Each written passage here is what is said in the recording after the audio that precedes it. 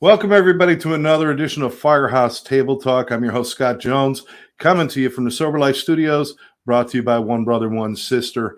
And, of course, in cooperation with our friends, our great friends and our heroes over there at Palm Beach Garden Fire and Rescue.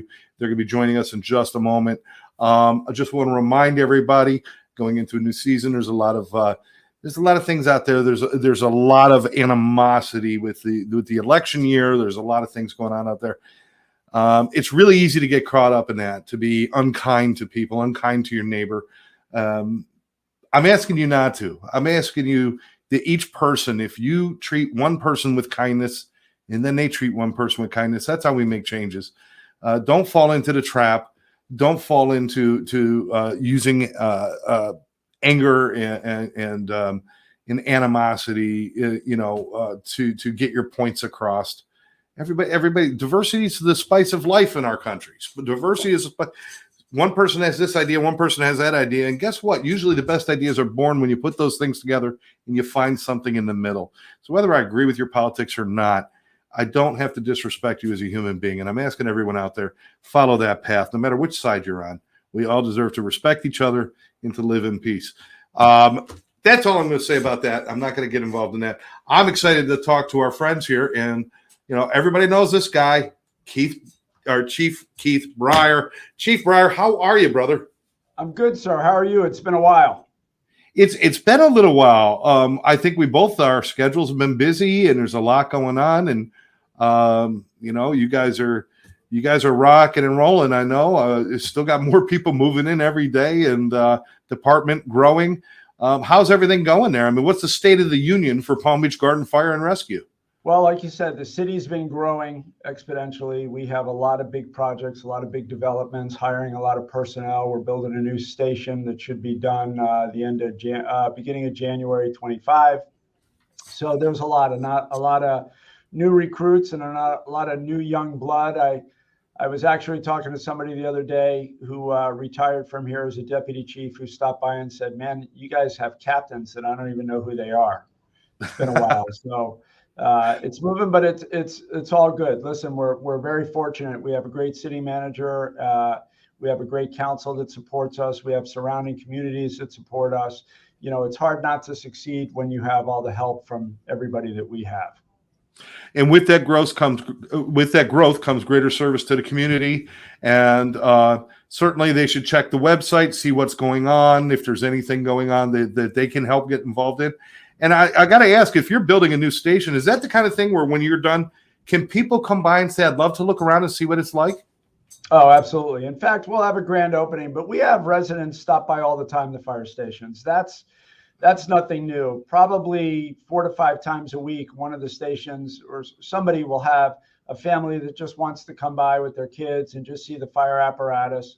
The firefighters actually like it. It gives them a chance to go ahead and speak with people in the community and just kind of touch base with them. So that's something we've always done. We've always welcomed, and it's pretty popular.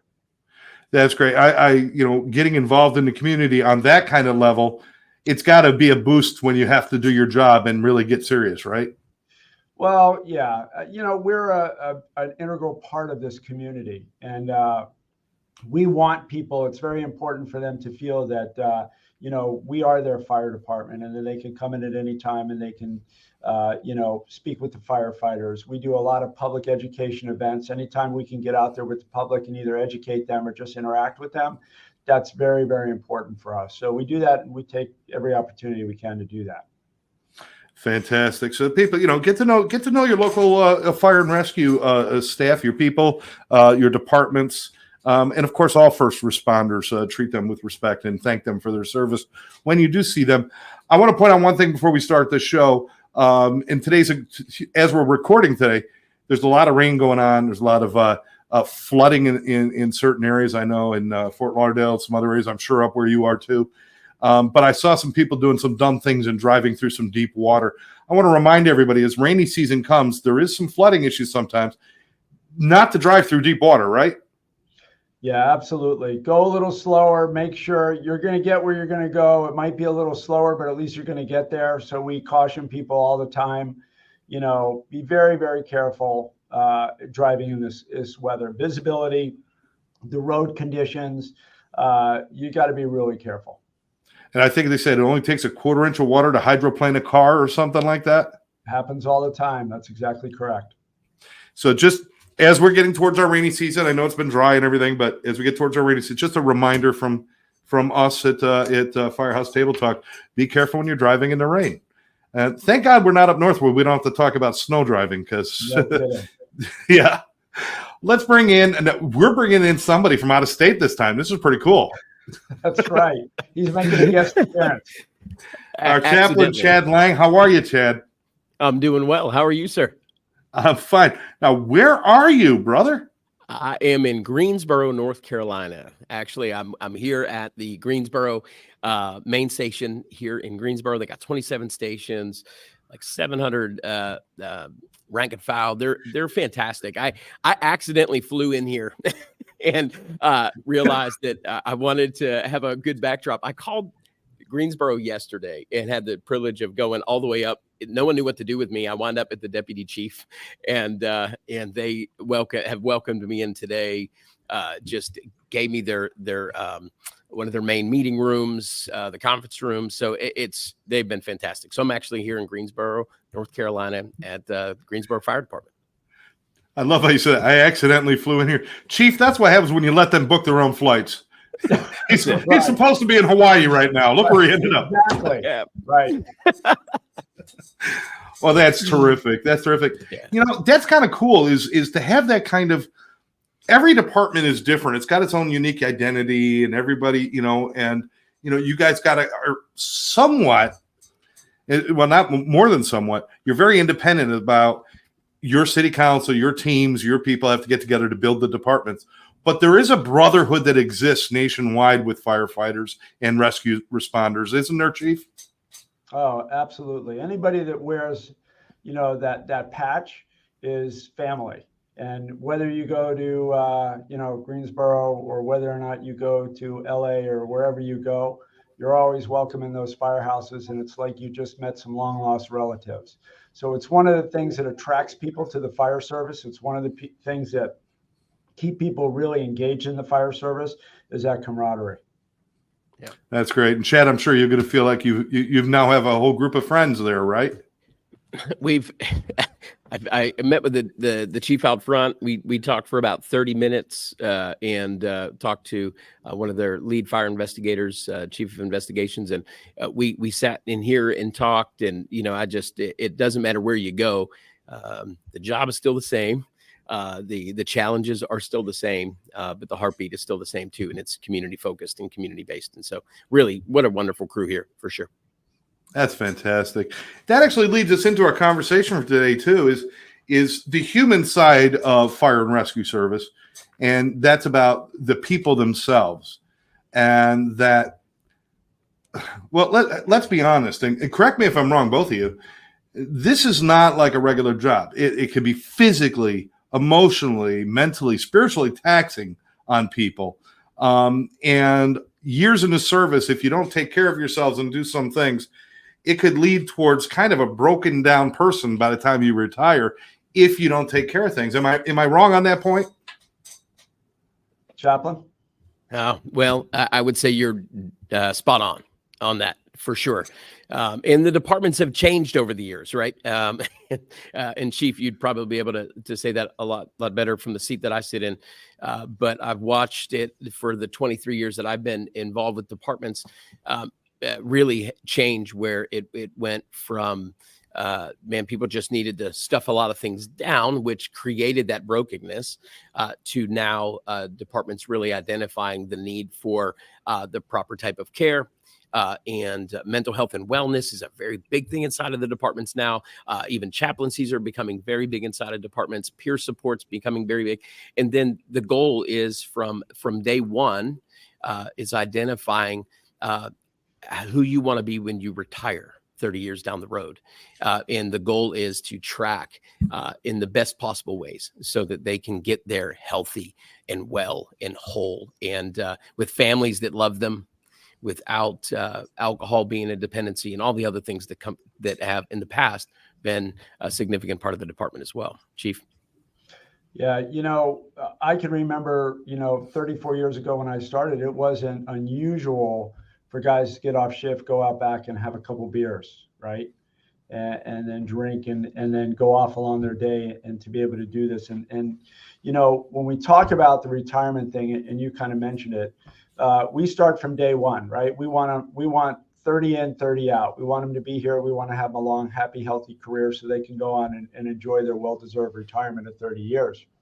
And like you said, we know that this job is physically, mentally, emotionally taxing on somebody. And unless there's avenues for people to get some help, which starts with number one, having a department culture that it's okay to talk about these things. It's okay to feel crappy after a call because that was a crappy call. And we're going to feel some things, and that's going to be okay. And we're going to talk about those together in a group. And when it gets to be overwhelming, we're going to get you to the people that you need to make sure that you're okay. What we don't want to do is to keep that in silence and quiet. So they're going home and having a couple of drinks because they just want to kind of forget that shift, because that's when we know when problems happen. So a lot of them we could root cause back to something in the department, maybe several things, maybe one particular incident, but we don't want that snowball rolling. So in order to get them through that at the end of that 30-year career and say, wow, I did a lot of great things and I'm still healthy physically, mentally, emotionally, and now I'm going to move into the second part of my life and I'm going to go ahead and enjoy it because I should enjoy it because I've given all that to public service. And now it's my time to reconnect with my wife, my family, my kids, and just to go on and enjoy that time. But we can't get them there unless they get to the end and they're physically, mentally, and emotionally. And the chaplain and I were talking yesterday, and I don't know that you know his background, but he was actually a firefighter in Pittsburgh. So he understands and sees and has friends that have retired.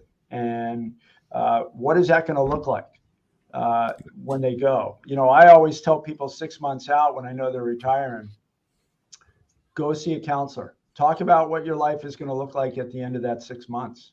I don't want to see you back here every morning with your shift having coffee, talking about the good old days. I want you to go on and enjoy. I want to see you at some of the bigger events, some of our award ceremonies. We want to see you at retirements and things like that. We don't want you coming back every shift because you feel that you've lost your identity the day you hung up that uniform and you're having a problem with that. This is what we do. It's part of us.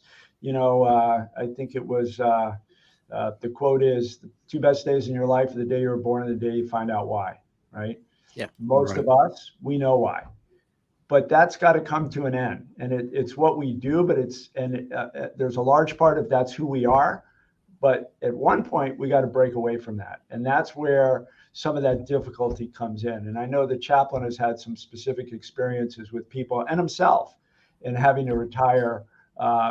His was due to injury, but he has friends that have been, retired from the department in a long time and how that's looked for them and some of the challenges that they've had doing that. Yeah, Chaplain, you want to speak to that? No, absolutely. When you talk about retirement, right? There's multiple ways that someone inside of the department, we have to acknowledge that not everyone gets to that 30-year marker, right? And so some people are forced into that retirement due to injury, illness, and whatever that happens. And I'm excited at Palm Beach Gardens. So on day one with new recruits now, we talk to them, and we write down who they want to be when they're at the end of their career. What do they want? So we have them look at that. And so that they can kind of foresee. Now that will adapt and change over time. They may not know that at that point, but what we do know, we want them mentally, emotionally, physically, financially, and spiritually well. right?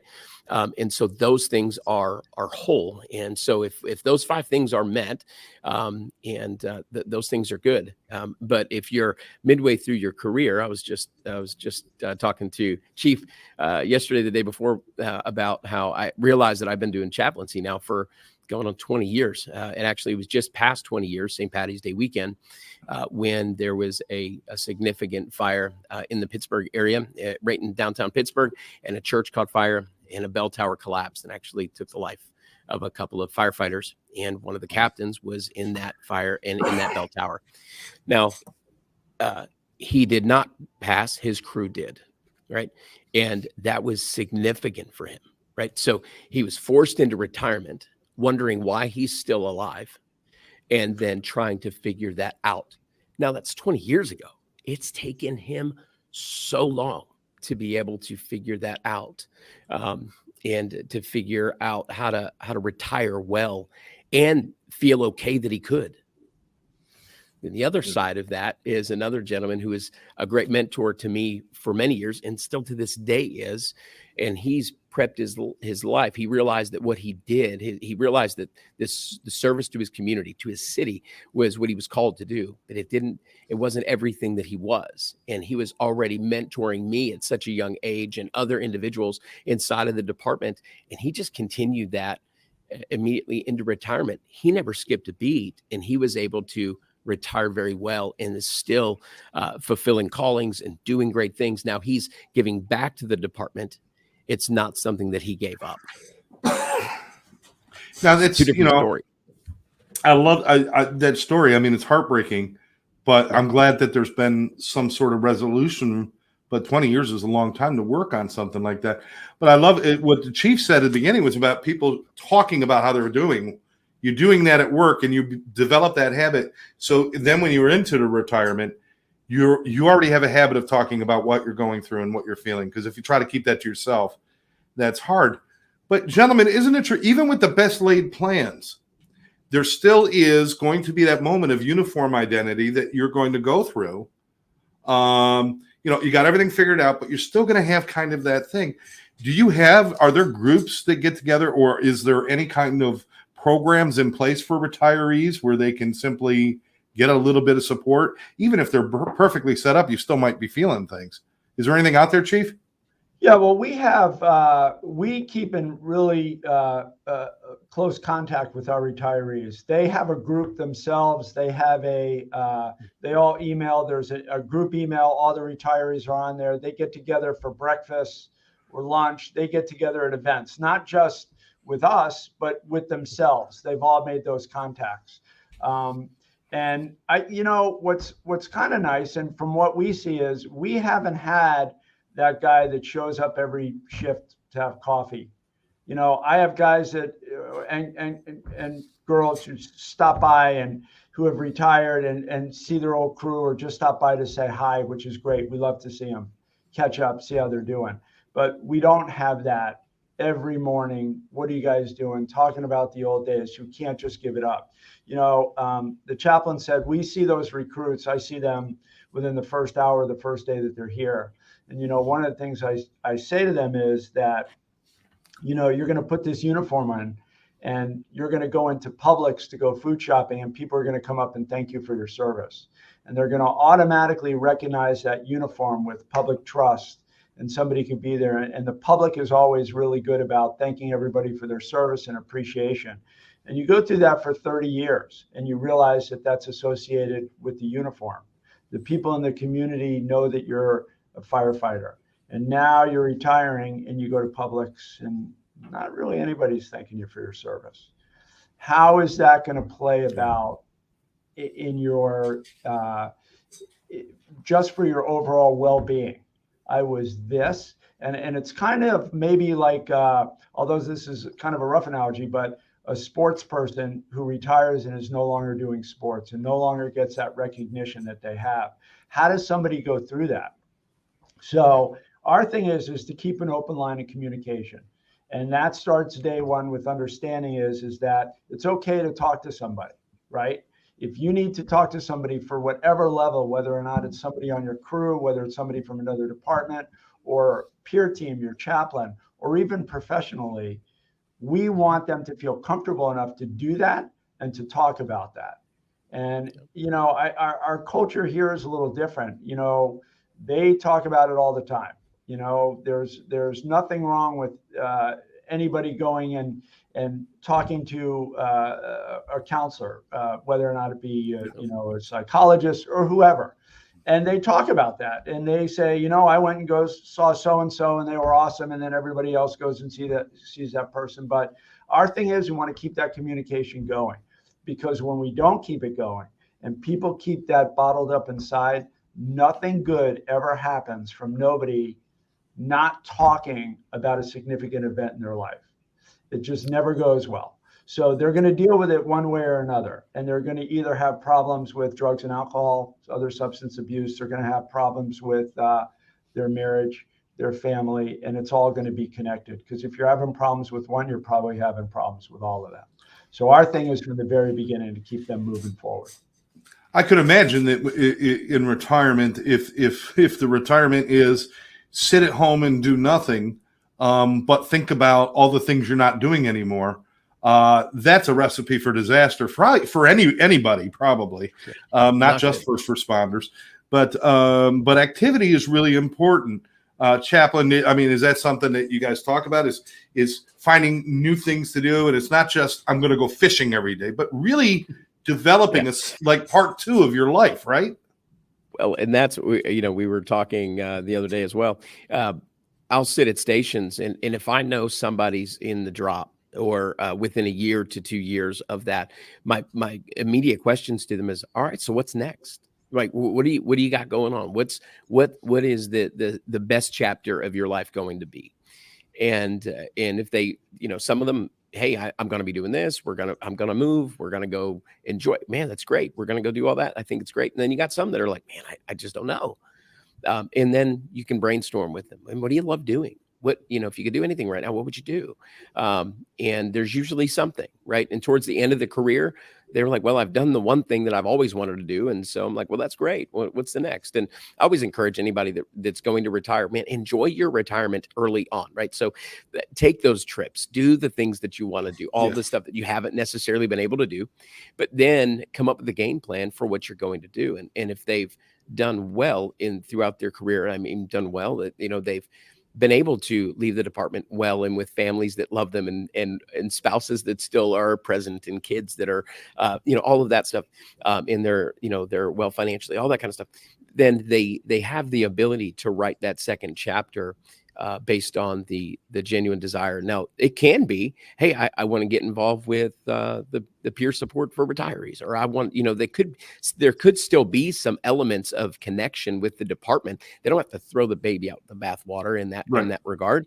But the other side of that is, man, what is it that you want to do? What is that deep desire? And so I start talking with them, you know, about a year to a year and a half, 2 years. And I start seeing those conversations, and at Palm Beach Gardens, I'm really excited to say that, I mean, a lot of our retirees have a game plan in place.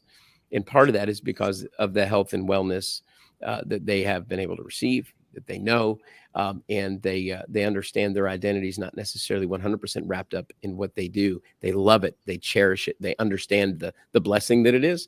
But at the same time, there is something on the other side.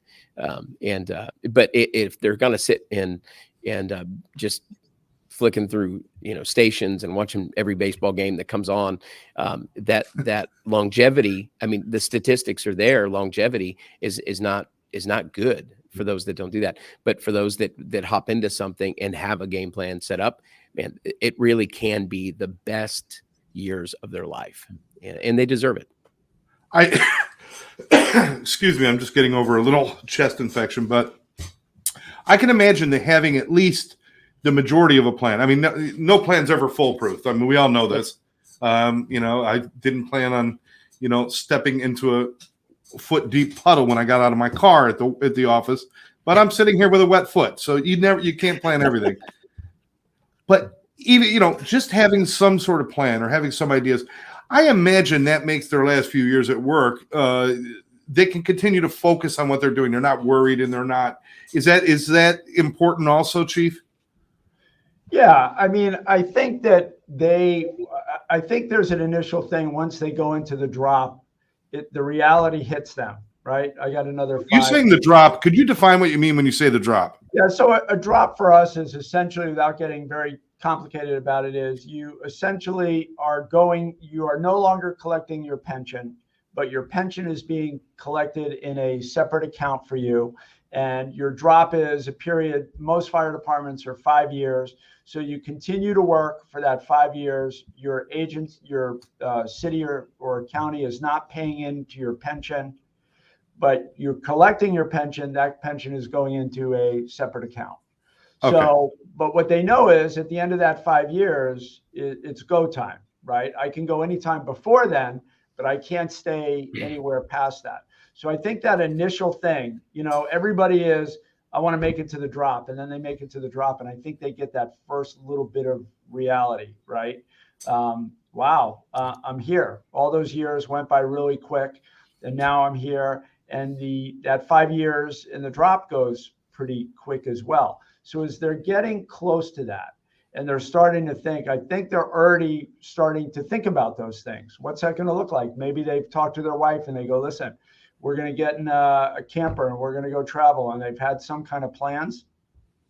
But the important thing is they start thinking about it. And a lot of them, still agree, yeah, we're going to travel and I'm going to do stuff with my wife. And we got grandkids now. We're going to do all that.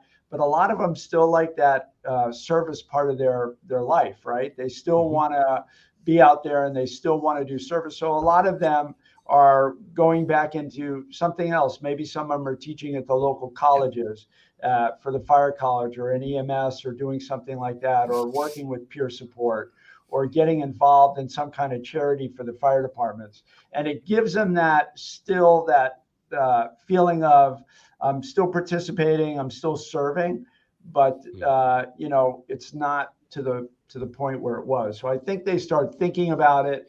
And like the chaplain said, if you're going to sit there and watch TV and not do anything, the statistical data for you being here long after retirement, not only physically but mentally, the studies show between Alzheimer's and dementia, when people just turn off their brains and are not continuing to learn and do things and engage, how much more prevalent that is.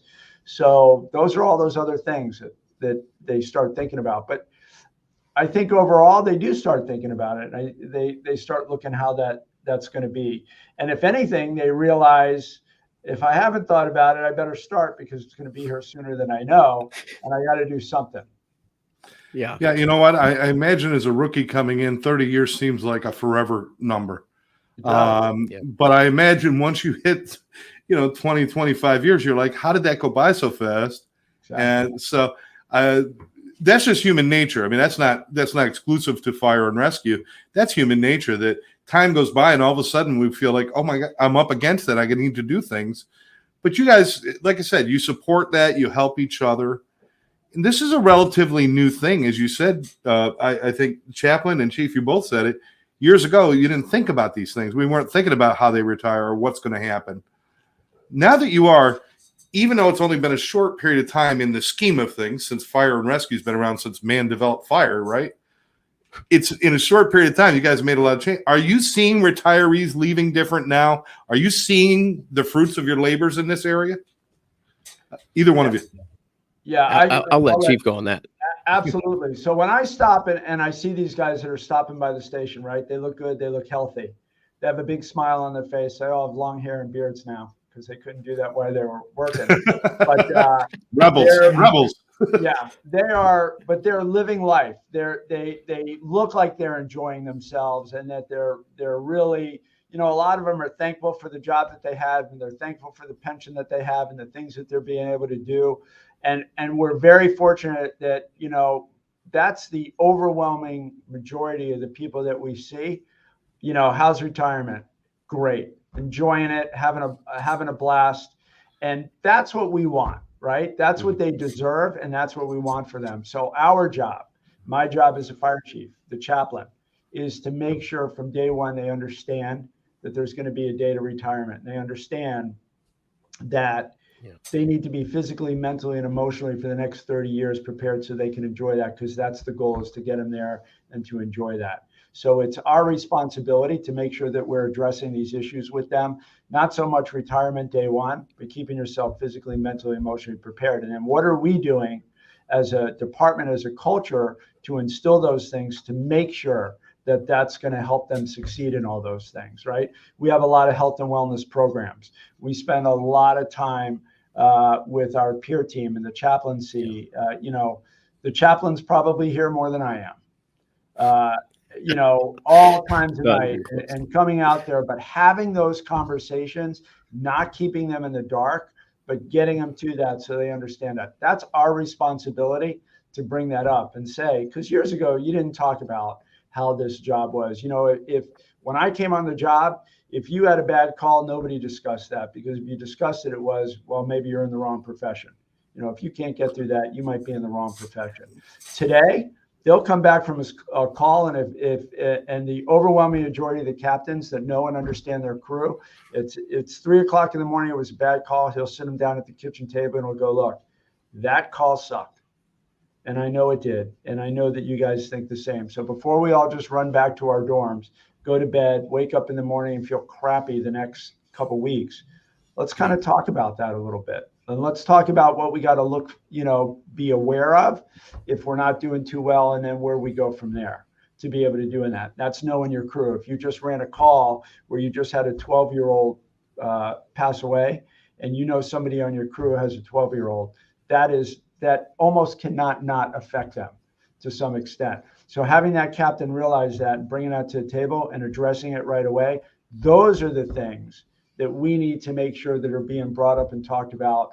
So at the end of that career, they have those coping mechanisms built in. This kind of focus and things like peer support, these are great to have, but I hope what we're just moving towards is a culture of openness where there's no stigma, there's no problem saying it. And it's great to have the specialty services and stuff, but as an individual, we're hoping we could defeat that stigma. I have to ask you this, Chaplain. One of the big things when most people, when they retire, they step more into the major relationships in their lives, like their families. Yep. So if that's not healthy going through your work career, it doesn't have a real good shot going into retirement. So is that something you guys work on too? Well, yeah. And with the mental health and wellness within at least our department structure, it includes the family. And so they are a part of that process as well. They have the ability to tap into some of that. There is a ton of encouragement for members of the department to if there's things going on at home, none of that matters, right? I mean, there was the whole years ago, right? And I'll say this, I hope it doesn't offend anybody, but you'd hear, oh, my old lady or something like that, or oh, my husband doesn't understand, or whatever the case may be. Well, now maybe they can't be fully open with everything, because that can be hard. Not everyone is wired for what they see and what they experience. However, they can have a conversation. And so we even talk now from day one, when we talk from the peer support and the chaplaincy side, we help them understand that it is okay. Your family wants to know this part of your life. And actually, we're changing some things even internally with our recruit classes, where we're bringing the families a part of that. And we're helping explain what they're going to experience with, over their time. And so when they come home and they're quiet, give them some space. But then we're also talking to the recruits and the firefighters and, and everybody. We're saying, hey, at some point you have to have that conversation, right? Because they don't understand. And if we can open up the understanding of communication, the only way things go really south with family, right, is when communication is not present. And so they're really great at communication. They focus on it internally with their job, but it's really, really important for them to focus on it at home. And so when they do go home, it can be as simple as, hey, last night was not good. I'll talk to you about it and share some of it, but I probably just need a little bit of time to process it myself. And then if that communication happens, then that family can come together and provide the support that's needed, because it encompasses the entire family. And so I remember having a conversation with a retiree's child years ago, and it was a kind of a high schooler age, probably almost going to college. And I was like, "You're excited that your dad's retiring?" And they said, "Yeah, maybe I'll see him now, or maybe I can be as important as the Firehouse was." And we're trying to change some of Wow. that as well. Like, man, when you're home, be present, be home, right? Shut the alerts off on your phone. Be present at home. Be present with your kids. Hug on them. After a call not long ago, it was probably 2 months ago, there was a significant call, and one of our newer firefighters had a child, similar age, and my immediate encouragement to him, I said, "Hey, look, go FaceTime before we get into all of this. Go FaceTime your wife, and go ahead and I get choked up on that, but that just wasn't done years ago, and now it can be." And so utilizing proper technology, proper communication in order to create healthy homes is as important as healthy individuals once they retire.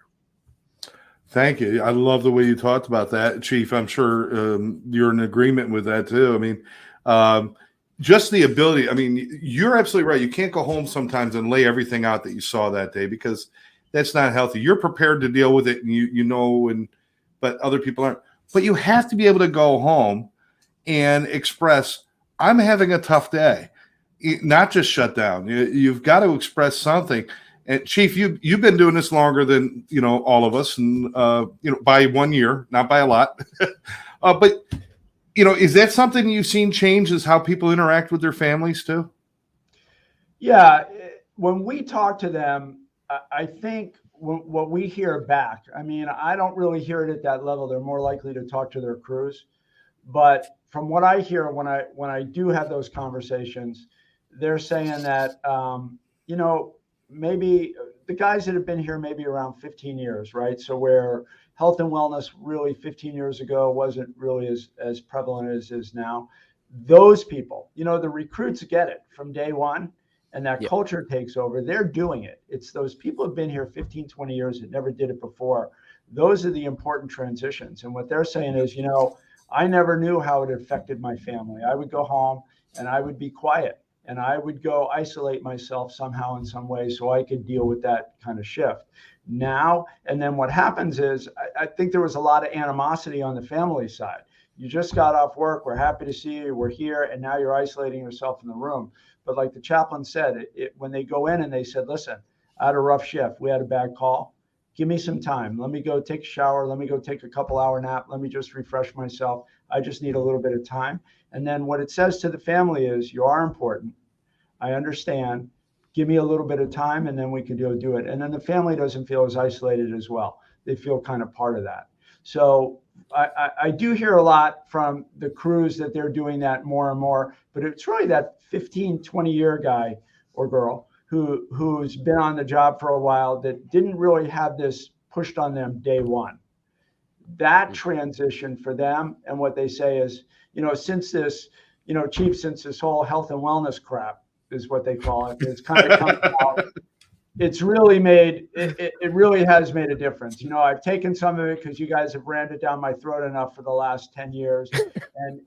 But it really has made a difference in some aspects of my life. So, I might not hear everything, and we might not hear everything, but there are those conversations that I have from those people that say, it is working, and it is important, and it is appreciated, and we do need to keep it up because it's important. It's our responsibility. My responsibility as fire chief is make sure first of all, remove any obstacles that anybody has to do their job, make sure they have tools, education, and training that they need to do their job. They have competitive salary and benefits. That's all fine. And that's great. More importantly is their safety, health, and wellness. All those things are great. But, what keeps me up at night, is things that are going to affect those things, right? Regardless if it's cancer, regardless whether it's substance abuse or any of those things. So what we have to do is find good people, the chaplain, the peer team, those people. I always said that, my biggest skill is finding people that are good at it, putting them at a specific task, putting them in place, giving them the direction, and then staying out of their way and let them do what they do. and just kind of augment what they need me to do. And that's what we've done with the chaplain and the peer team.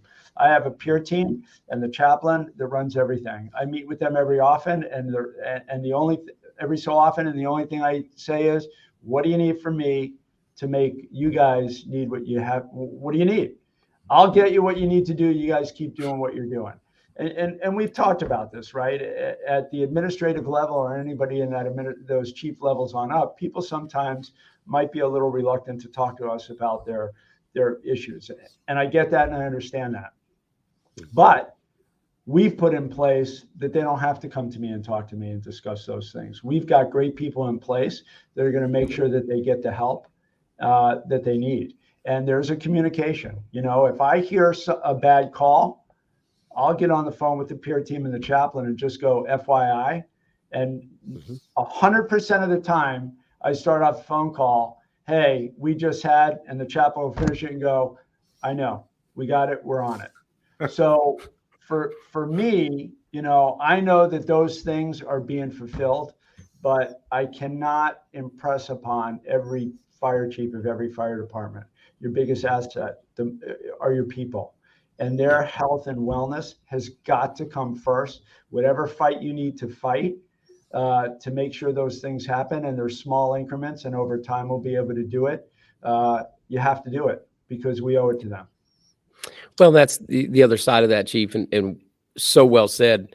Man, what good is it if these men and women serve 30 years, they serve their community, their department well, and then live their retirement alone?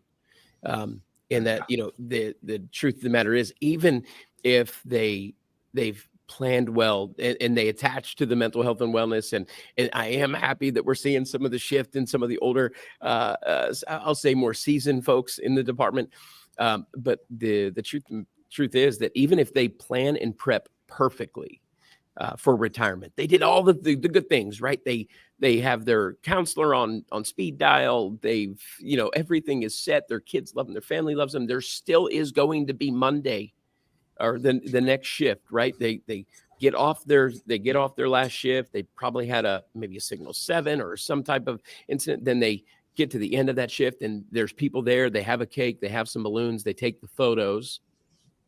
And then 2 days goes by and they're supposed to be back on shift. There is going to come a time, and inevitably everyone's going to, well, they're going to need something, right? They're going to need to figure, they're going to need to call me.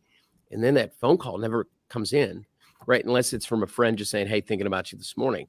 But the truth of the matter is that's going to set in for every retiree in this department, because the culture of the fire service is so thick. No matter what city, no matter where you are, the culture of the fire department is probably one of the healthiest and strongest cultures of any job or any career, partially because of what they see and what they do.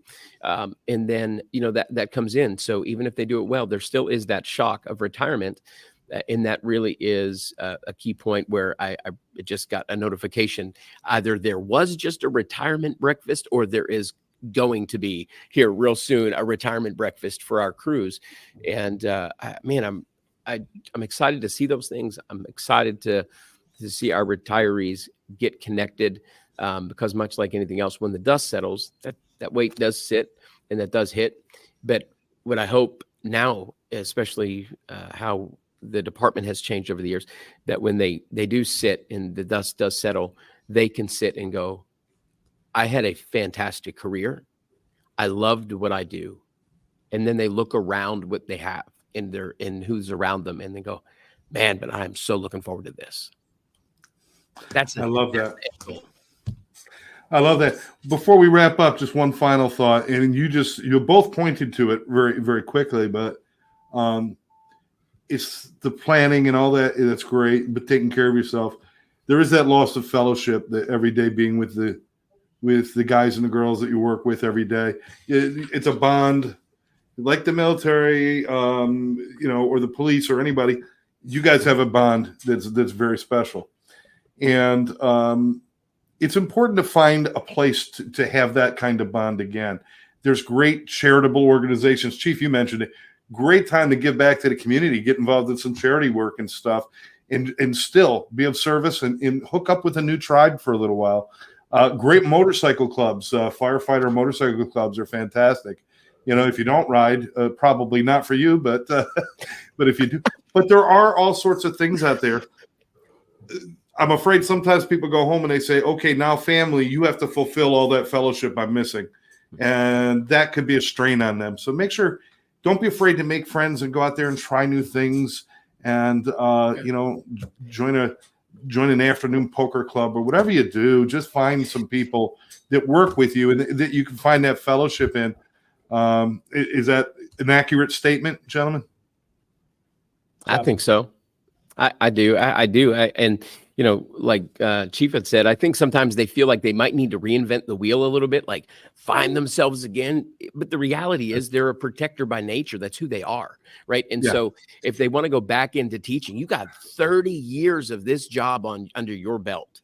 What you could invest in the local fire academy, the local fire call, the local medic programs, EMT programs, community programs that are teaching people how to do CPR, all those things.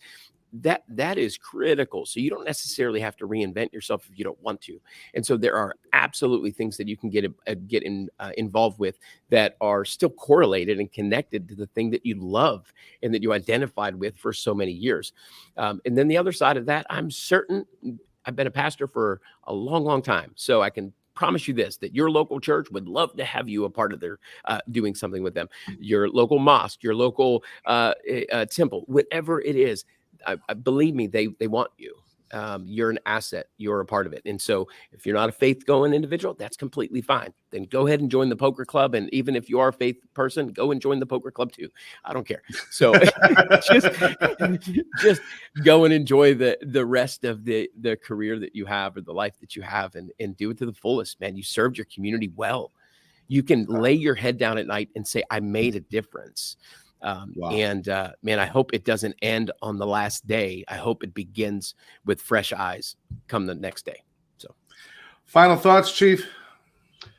So, Chaplain said, you have that last day, you walk out that last day, and the shift before you were a firefighter, and you walk out and you're no longer a firefighter after 30 years, right? How does that look? At this point, it doesn't, like we said, it doesn't have to be perfect, but it's your time. How do you want that time to look? How do you want to spend that time? It might take you a little time to figure it out, but figure it out because you earned it. And this is where we all want to get to, right? Everybody wants to get to retirement so they can enjoy it and they can go on. And for a lot of people, I think if you're an accountant and you don't have 30 years of the horror that we see, your retirement's probably a little different. But we carry all those things with us and we're never going to forget them.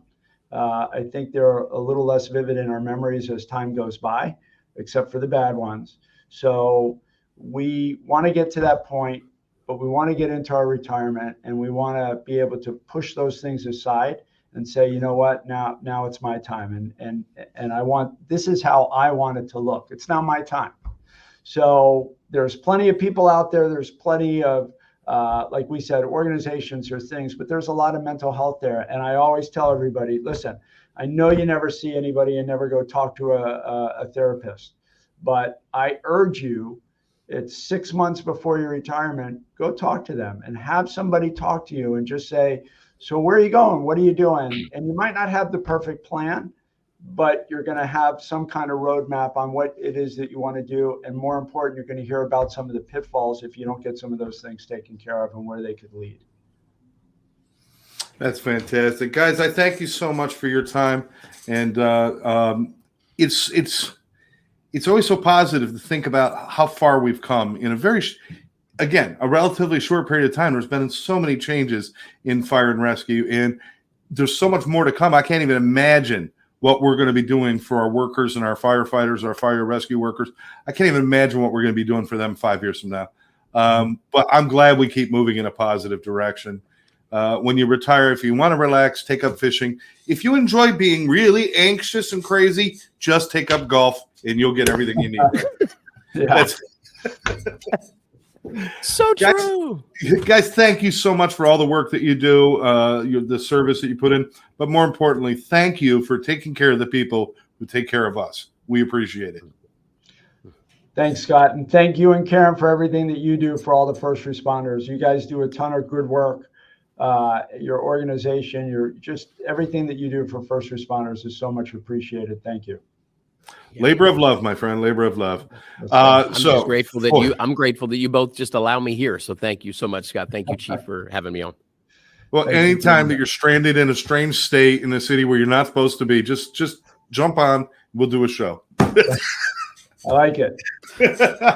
Done. All right, for Chaplain Chad Lang and Chief Bryer, I'm Scott Jones. Thanking everybody for joining us, and just be nice to one another and have a great day. We'll catch you next time right here in Firehouse Table Talk. Bye-bye.